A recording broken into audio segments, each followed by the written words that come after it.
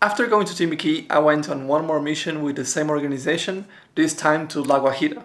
This mission was particularly special because it's the reason why I live in this house now. When Paula, the director of Solidaridad Sin Límites, told me that I was going to La Guajira, she introduced me to another volunteer that was going with me as part of the communication team. It was Ryan from the US. She gave me his number and we started talking about the gear that we had, ideas about how to shoot and etc. Then he asked me where I was living and I said, I'm living in his neighborhood, but I'm casually looking for a new room. To what he replies, we're casually looking for a new roommate. And I was like, ha. So like a week later, I moved in.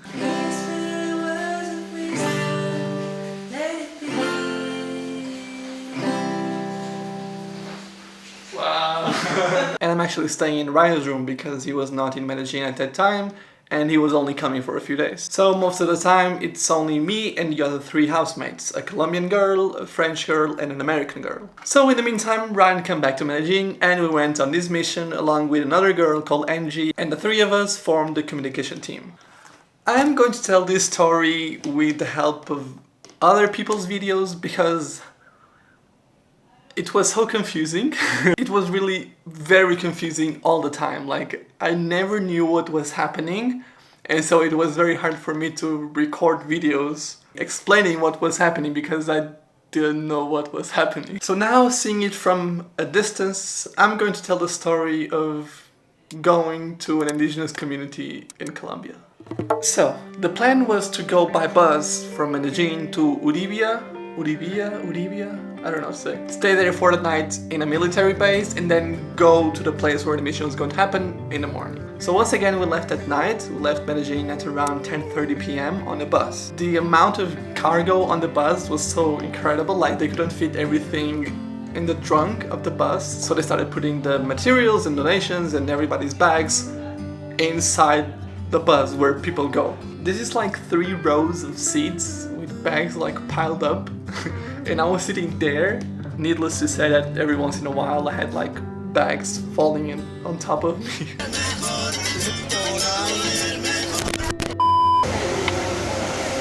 Ryan, ¿cómo estás?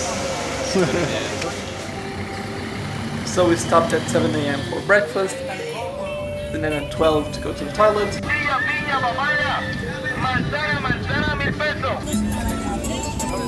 And then at 3 p.m. we stopped for lunch.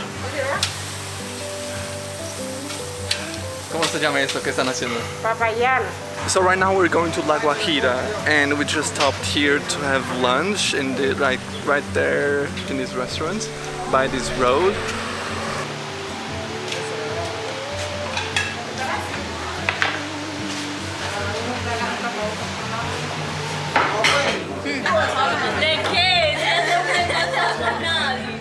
Then, 20 hours later, at 6:30 p.m., we finally arrived to the military base in Uribia, where we spent the night before we go into the place of the mission the next morning, called Valle de Parashi. Valle de Parashi. Ryan had a drone and we tried it in there. It's funny because we tried it at home, but it didn't work because we live near the airport and so it was marked as a restricted area. But we tried it inside a military base and it worked. So we just arrived to the military base where we're going to stay tonight. And the first thing that we did, even though I thought we weren't going to be able to take a shower during these 4 days, first thing we did when we arrived was to take a shower, so that was pretty cool.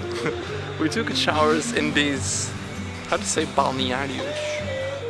We took a shower in these balnearios. The water was not warm, of course, but it wasn't too cold as well, like it was just the right temperature to just relax a bit, so it was super cool. We're going to stay in these bunk beds that they have. And now at 8 p.m. we're going to have some activities and then we're going to have dinner, I guess.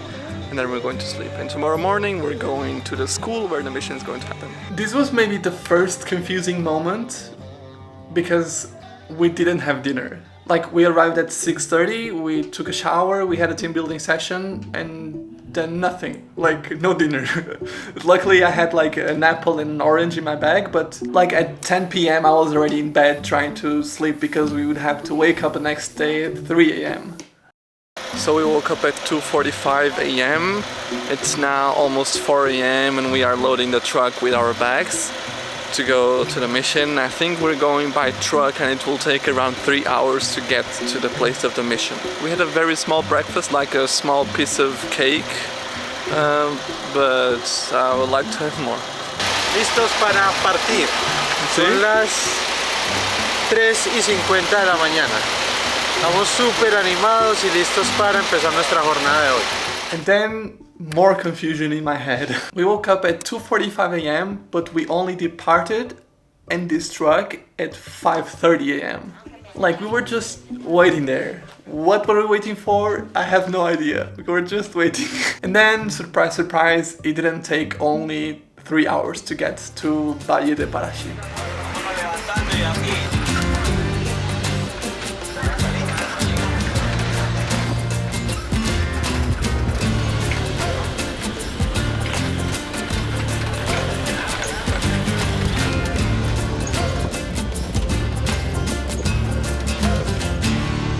Another confusing moment. After 1 hour in the truck, we stopped in the middle of nowhere.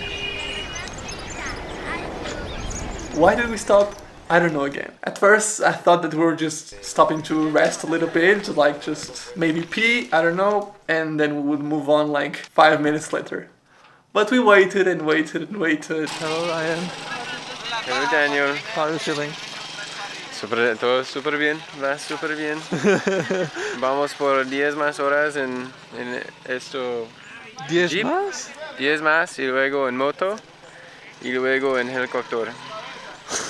Sí. ¿Cómo es? Y luego en el mar. Es el plan. And after a while I asked why are we waiting, and they told us that one of the military cars that was escorting us to go to Valle de Parashi broke down in the middle of the desert. And so we had to wait until they fixed it. So we're here in the middle of nowhere, waiting. One of the other cars that were following us just kind of like got damaged in the battery or something like that, I don't know, and so we are waiting for the car to be fixed. Because we are in the middle of nowhere, that's a bit difficult. But yeah, so now we're just waiting. So, this is Ryan. Hi! Why did you come to Colombia in the first place? Well, a long time ago I met someone who was a paisa, so someone that's from Antioquia, and he became a very good friend of mine, and while I was studying in France many years ago, I was curious why he was so authentic and just an overall incredible person, and he told me that it was this way, and it was this way in Antioquia, a part of Colombia where we live now. So after some travels around the rest of South America, I was just absolutely broke and went to stay at his house. I thought I'd be here for 3 months, and then it turned to 6 months, 9 months, 12 months, and now it's been 3 years. Wow. And what are you doing now? Now I just started a new job online to transcribe conversations between doctors and patients, because ultimately, as we'll talk about why I'm here for the mission, I went to go to medical school in the United States. So this job is more so for experience, to see what doctors are all about. Okay, so apparently one of the cars that broke down is just like this one. We'll wait here. It's almost 9 a.m. and we still have 3 more hours to get there. Soy el ejecutivo del Batallón de Acción Integral número 1 y pues nosotros participamos en estas jornadas de la parte de acción integral. Entonces nuestra función es como coger lo que es la parte militar y acercar a la población civil y no mostrar solo que nosotros somos parte armada nomás.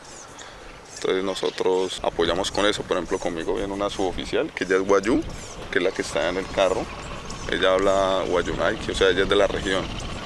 Y los soldados que están ahí, uno es payaso y el otro es animador, entonces ellos le hacen juegos a los niños, ellos saben hacer también lo que es la parte de globoflexia, que hacen figuras con globos y eso, y pintucaritas, que es como pintar la cara de los niños, sino que eso casi no lo manejamos porque pues son como temas más delicados. Cuando lo hacemos lo utilizamos más que todo cuando estamos con mujeres, que las mujeres, pues usted sabe que ya una mujer tocándole la cara a un niño ya no hay tanto problema, no se presta como para tantos comentarios. So after 2.5 hours in the middle of the desert, we finally moved on.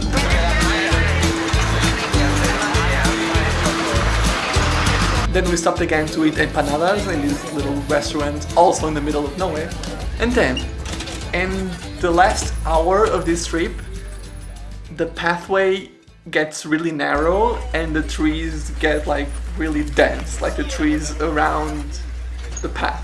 And we were going inside a super big truck. What happened? We were constantly... No, not us. The truck was constantly hitting the branches of the trees that were like just next to the road. It's not a road. Like there was a lot of trees, a lot of branches like doing like this. And so it was always like hitting the sides of the truck.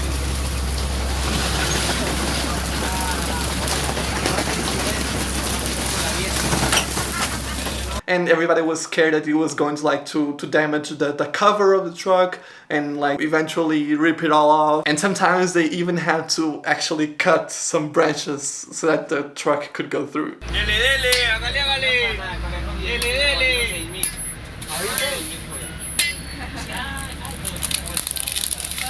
And finally, at 1:30 p.m., we finally start hearing clapping.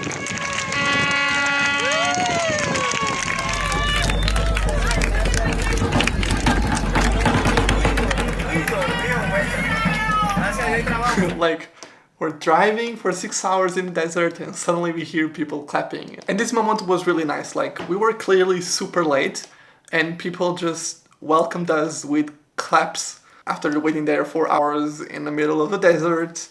And nobody was complaining. It was super nice because it felt like suddenly we forgot about how tired we were, like from being inside a truck for 6 hours and after like a 20-hour bus trip. Everybody for a moment forgot that they were hungry and comfortable and tired and sleepy and everything just because those people welcomed us in that way.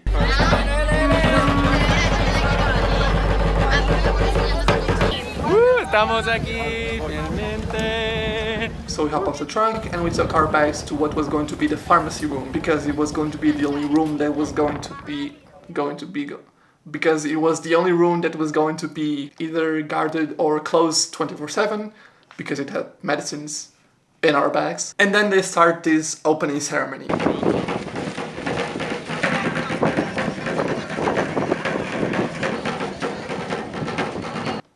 What does it mean? I don't know. I didn't ask. I don't know if it's religious, if it's just cultural, if it's just dancing.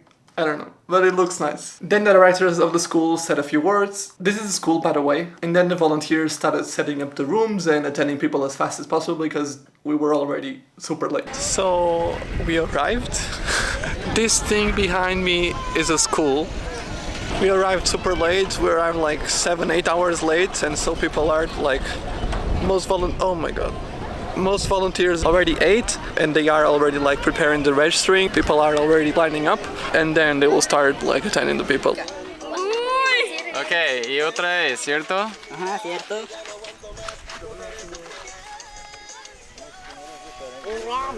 Mira, mira, mira, mira. Just like the mission in Timbiquí, they had a military helping. This time they were the ones organizing these activities for the kids, while their parents waited in line for the registering and then to go to the other rooms. They had access to nurses, nutritionists, doctors, dentists, physiotherapists, psychologists, pharmacists, and then the room with clothes and other donations like toys and hygiene products and cleaning products and dog food, and then the barber as well. On this mission, me, Ryan, and Angie, we had to make a specific video for Solidaridad Sin Límites, a video showing how the mission works and interviewing people from the different rooms and etc. And so I was focused on making this video when suddenly another confusion moment. We'll probably need to stay another day because suddenly there was a plan of staying one more day in there. Like, I didn't even know where we were going to sleep. I think that is where we're going to sleep tonight. We were asked to bring a small mattress and a hammock, and I didn't even have any of that here in Medellin, but luckily Ryan did, so I borrowed a one of those like yoga mats, like those camping things, and a hammock as well, just in case. Clearly there were no beds in there, so we were going to either sleep on the floor or on the hammocks, but that was making me stress as well because I had never slept in a hammock before, on a hammock, in a hammock. I was scared it was going to make me nauseous because it's always kind of moving. I was really confused about everything. I was doing here a time lapse of this sunset when this girl approached me and asked me for water. I had this bottle in my backpack and I gave it to her, and what happened was really beautiful. Like, she gave water to every one of her friends or siblings or whoever they were. Like, I have these photos of one drinking water and then the other one drinking water, then the other one drinking water. And only then she drank the water.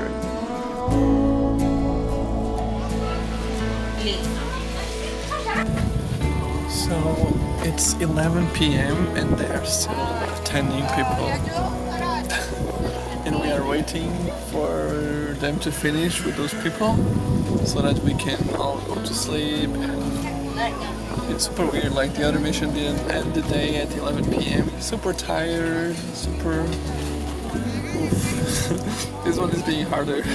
Finally, they stopped attending people and start setting up the hammocks. So I was like, okay, I guess I'm going to sleep on a hammock as well. But again, I thought we were going to sleep in one of those little houses, like something with 4 walls. But no, we slept here on this one where they had like the barber before, and there were no 4 walls. It was just like 2 walls, kind of. It was getting colder, it was getting a little bit windy, and I was stressing on it because I was not prepared to sleep outside. Like, I only brought like a super light summer-ish pajama, and I didn't have a blanket, I didn't have anything. Like, I was not expecting to sleep outside, and so I just tried to improvise, like, with other shorts that I had, like a jacket, a bedsheet, and then like I wrapped the bedsheet around me. Like, it was so weird. And then, like, it wasn't too hard to fall asleep, but I did wake up after a while because I was cold, like, on my back and on my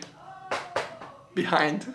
Because, like, I was feeling the wind passing underneath me. But position-wise, it wasn't that bad. Like, I was actually comfortable sleeping, like, in the hammock. One good thing was the sky. Like, there was no moon. We were 6 hours away from civilization, in the middle of the desert, as you can imagine. Like, the amount of stars was just like, wow. Daniel, you took pictures, right? Right? With that level of tiredness and confusion in my head, and being 1 a.m., I was just like, I'm going to sleep. But some people took a few photos. So we woke up at 5 a.m. and I kind of took a shower with those pañitos húmedos. And now we're going to have breakfast and they will start receiving the patients soon. So we continued working on that video, recording interviews and etc. And only by the middle of the day, I knew that we weren't going to stay another day. I think it's because they did attend people until very late on the day before, and they were going to stay until a little bit later on that day as well. So at around 5:30 p.m. we left. Then the trip going back. It's always a trip going back. So when they came with a truck to take us back to the military base in Orivia, the truck didn't have the cover anymore.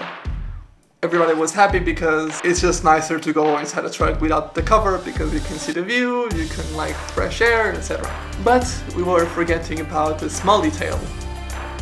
Those branches that were in the last hour of the trip going in, now it was going to be the first hour, and without the cover. So as soon as we leave, those branches start hitting the structure of the truck. Like, imagine this is a structure, like the branches go like da da da da da da.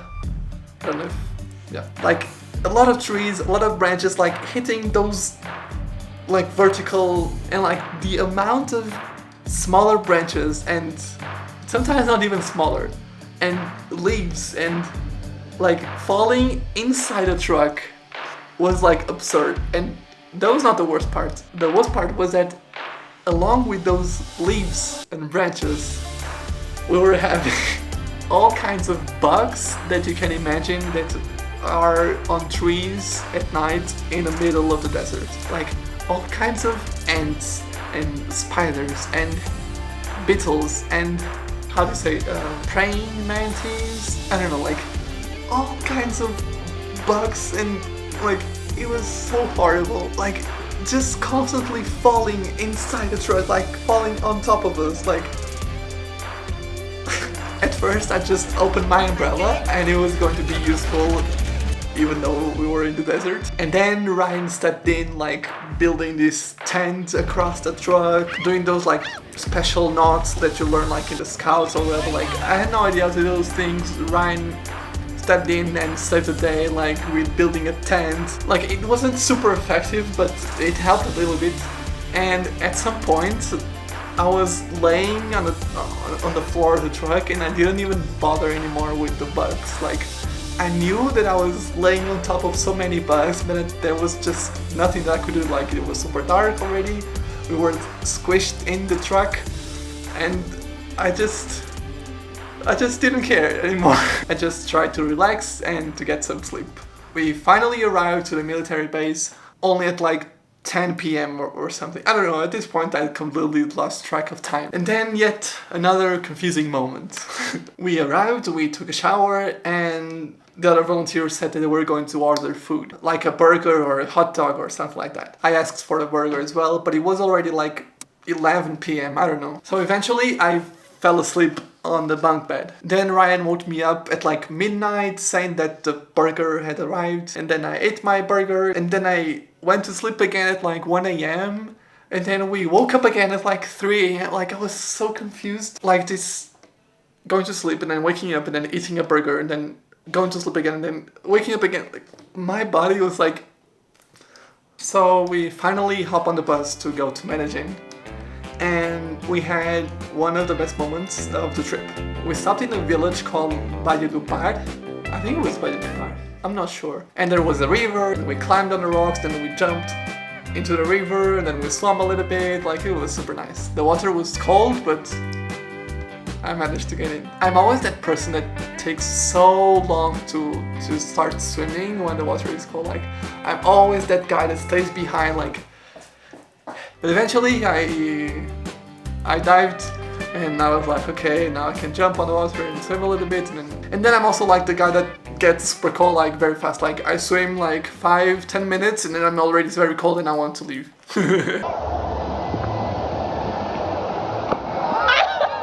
Then we continued on the bus, stopping sometimes to eat, and then we finally arrived to Medellin the next day at like 3:30 a.m. So it was like, excluding the time that we stopped to swim, it was like 21 hours on the bus again. Then me and Ryan took a taxi home at like 4 a.m. and that was my trip. Going to an indigenous community, filming medical volunteers, attending people for free, in the middle of the desert for 2 days in Colombia. So much that we don't know. Yeah, there's so much we can't control. But we got both windows down and wide open ground. Hang on and take it slow. We're good to go. Yeah, we're good to go.